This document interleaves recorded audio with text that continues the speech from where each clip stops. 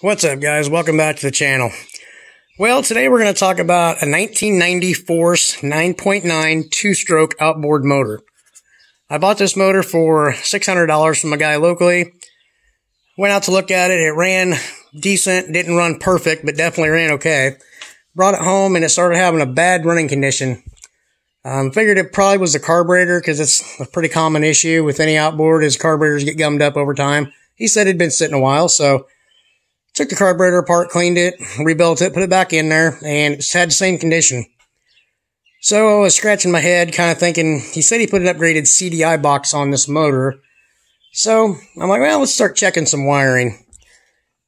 And when I took the deck off,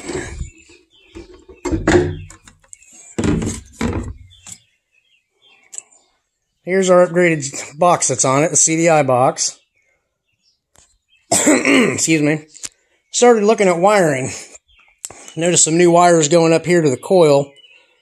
So I took my recoil off. It's just 3 bolts.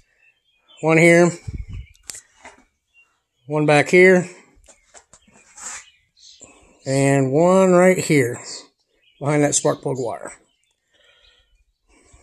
That gets your recoil off.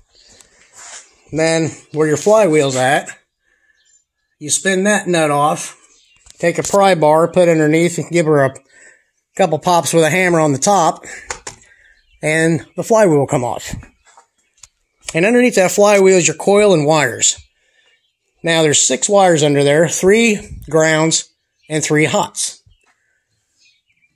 What we noticed that 4 of the 6 wires had been rubbed to where the coating was off the wire and the wire was exposed, smacking the flywheel, causing an arc condition. So we got everything taped up, put back together, and sure enough, that took care of our problem.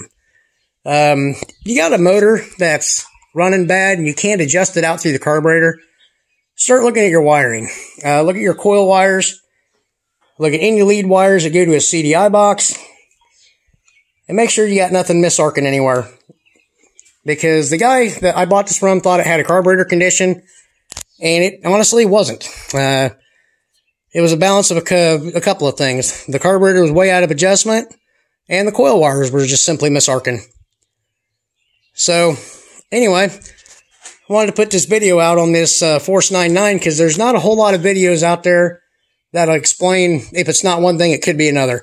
There are a few out there, but a lot of people won't go into any detail.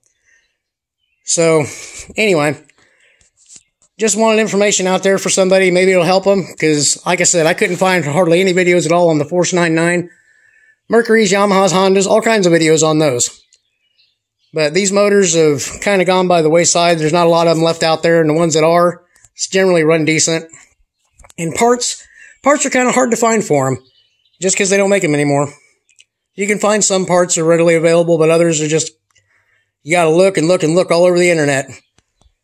And eventually you'll find them, but sometimes they're a little costly. Anyway, guys, just wanted to update you. We're still around. We're still making videos. Please like, subscribe. If you want some more content, I'll get as much as I can out there. Anyway, guys, have a good day.